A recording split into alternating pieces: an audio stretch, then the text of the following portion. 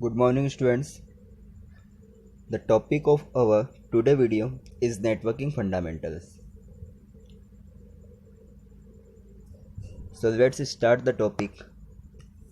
Introduction about network.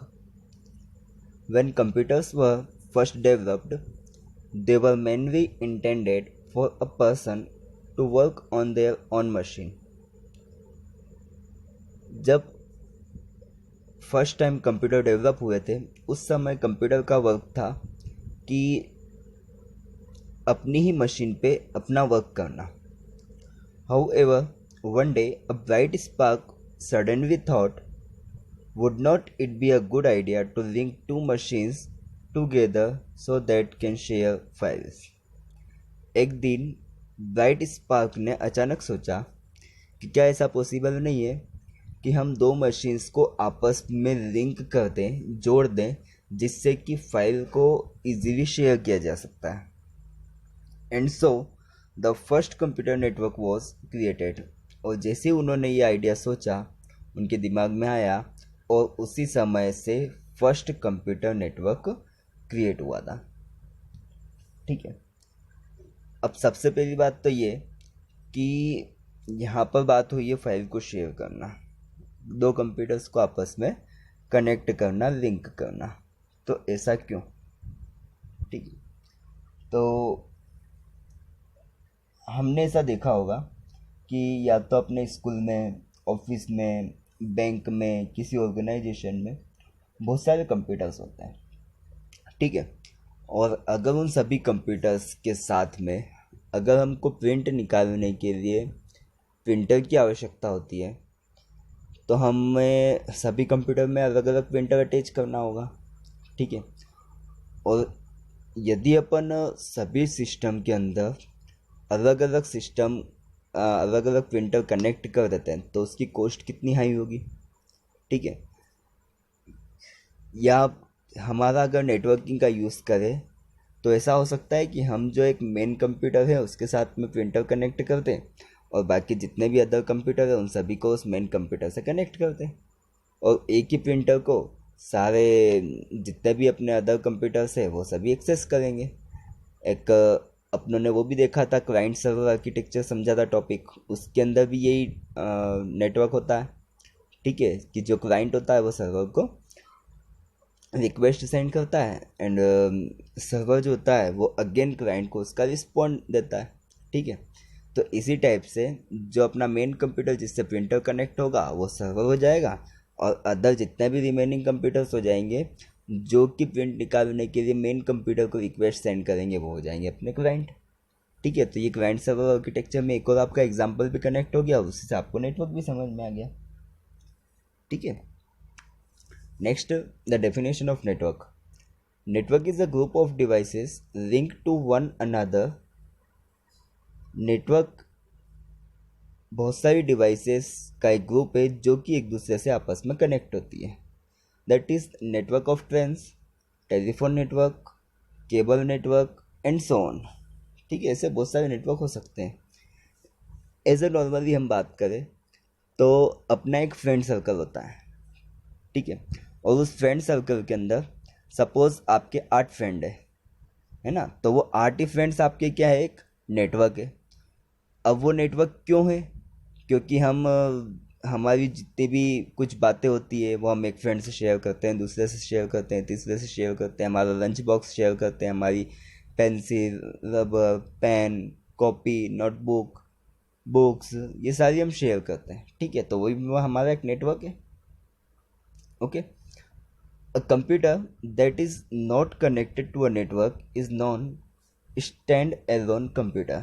एक ऐसा computer जो कि किसी भी नेटवर्क से कनेक्टेड नहीं होता है उस कंप्यूटर को हम बोलते हैं स्टैंड एलोन कंप्यूटर. जो एक सिंगल कंप्यूटर है, अकेला कंप्यूटर है, इसलिए उसको बोलते हैं हम स्टैंड एलोन कंप्यूटर.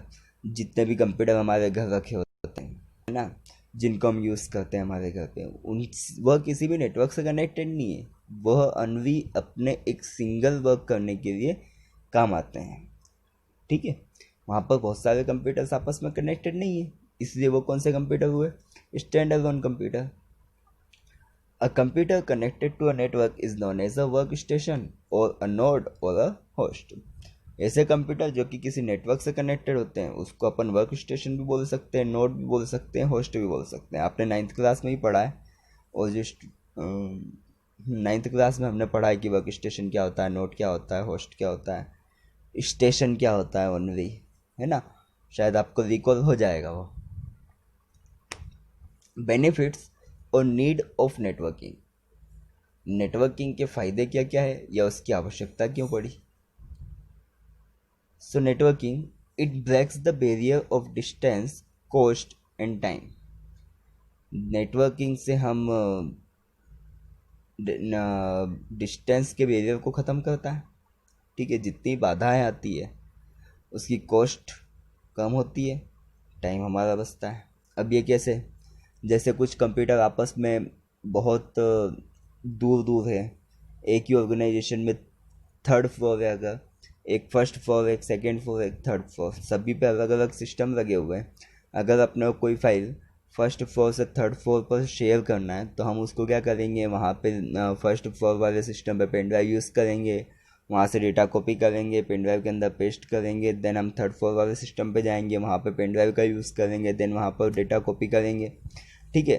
तो ये डिस्टेंसिंग मेंटेन हो जाती है, वहाँ पर अपने को कितना टाइम वेस्ट हुआ अपना।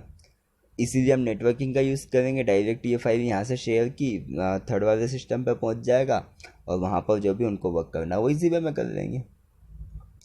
It is very cost effective as compare to telephone networks. अगर अपन टेलीफोन नेटवर्क की बात करें तो उसके कंपेयर में ये बहुत ज़्यादा कॉस्ट इफेक्टिव है। दैट मीन्स हमको बहुत सस्ती पड़ती, ज़्यादा महंगी नहीं पड़ती है।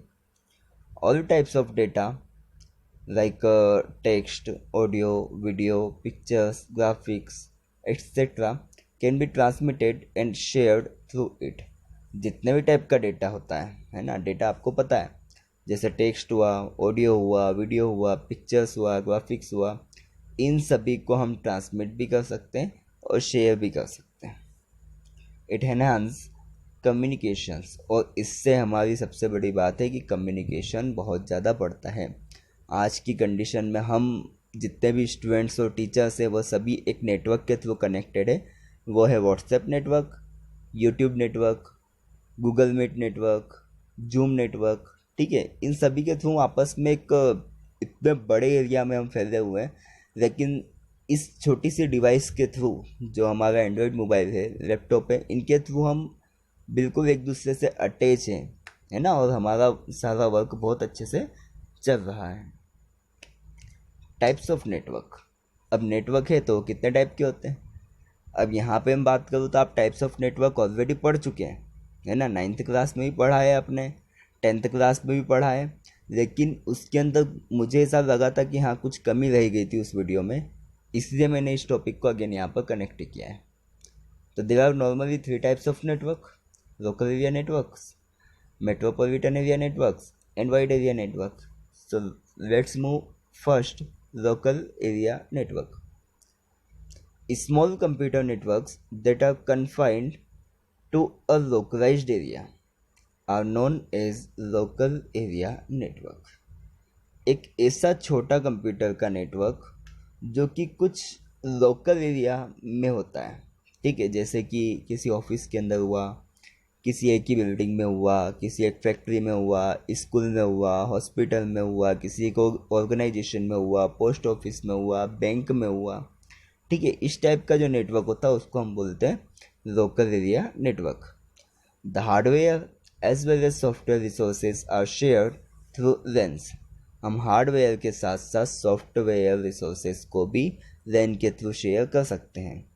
अब इसका एग्जांपल हमको कैसे पता चलेगा। अभी थोड़ी देर पहले मैंने बात कही कि एक प्रिंटर को हमने सारे कंप्यूटर से कनेक्टेड किया हुआ है, ठीक है। तो एक हार्डवेयर है, उसको हम शेयर कर रहे हैं सभी के साथ में, ठीक है। सॉफ्टवेयर की कैसे बात करेंगे, तो अभी मैंने बताया था आपको कि 1st फ्लोर से हमको डेटा 3rd फ्लोर पे पहुंचाना है, तो हम उसको कॉपी करके ऊपर जाएंगे, वहाँ पे पेस्ट कर पाएंगे, ठीक है, उसको कॉपी कर पाएंगे। इसकी वजह हम डायरेक्ट उसको यहाँ से शेयर कर देंगे, तो सॉफ्टवेयर का शेयर हो गया। LANs users can share data, information, programs, printer, hard disk, modems, etc.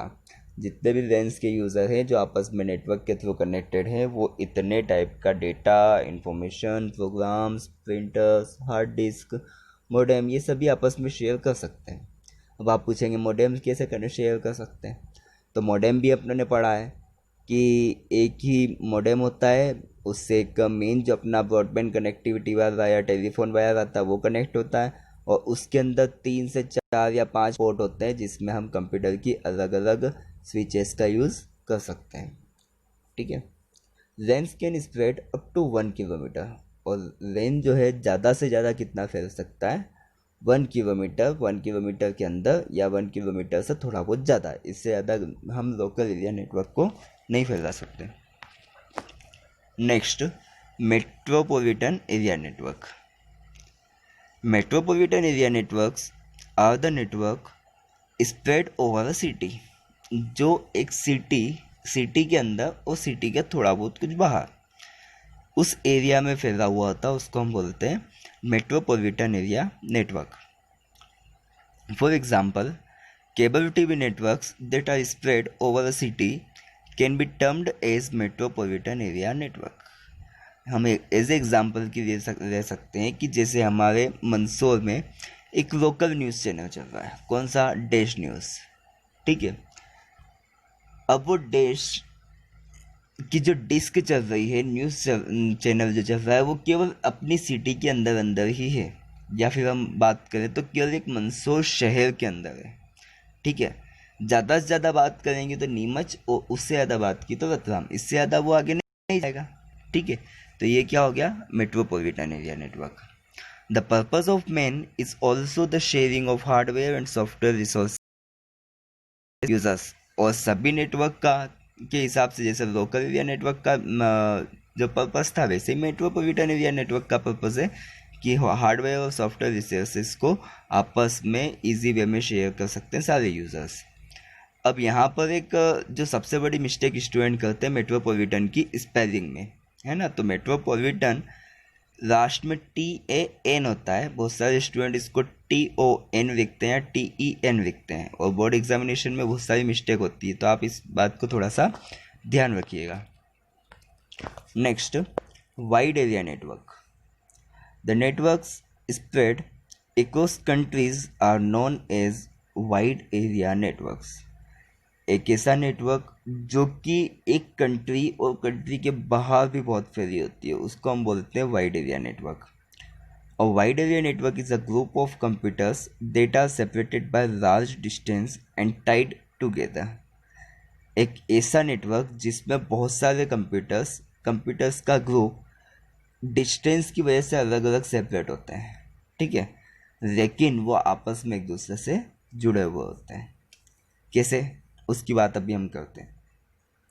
It can even be a group of LANs that are spread across several locations and connected together to look like one big LAN। अब हम यहाँ पे ऐसा भी बोल सकते हैं कि बहुत सारे छोटे छोटे LANs को हम आपस में कनेक्ट करते हैं। ठीक है। तो बहुत बड़े लेवल पे फैल जाएगा, और जैसे ही वो फैलेगा वो एक बड़ा LAN बन जाएगा, उस बड़े LAN को हम as a wide area network बोल सकते हैं। The WANs, like computers, to facilitate fast and efficient exchange of information at lesser cost and higher speeds। WANs मतलब वाइड एरिया नेटवर्क कि में जितने भी कंप्यूटर्स आपस में कनेक्ट होते हैं उनको क्या बेनिफिट मिलता है कि एक तो facilitate fast and efficient exchange of information, speed में भी मिलती है इंफॉर्मेशन, और एफिशिएंट पे दैट मीन्स हम उसको बहुत ही इजी वे में किसी भी इंफॉर्मेशन को एक्सचेंज कर सकते हैं at lesser cost and higher speed, जो कि बहुत ही कम कॉस्ट उसकी रखती है। आपने देखा होगा ना, हम व्हाट्सएप पे मैसेज हमारा होमवर्क टीचर्स को सेंड करते हैं, टीचर्स अपने जितने भी लेक्चर्स हैं उनको सेंड करते हैं। ठीक है। तो बहुत ही कम टाइम में कर लेते हैं, इसी वे में कर लेते हैं, उनकी कॉस्ट भी कम लगती है। ठीक है। Next, the time of exercise questions. Question number 1, what is network? Question number 2, benefits of network. Question number 3, explain the types of network. 4, define stand-alone computer. And 5th, define workstation computer. Third question को मैं वापस से repeat कर रहा हूँ, explain the types of network.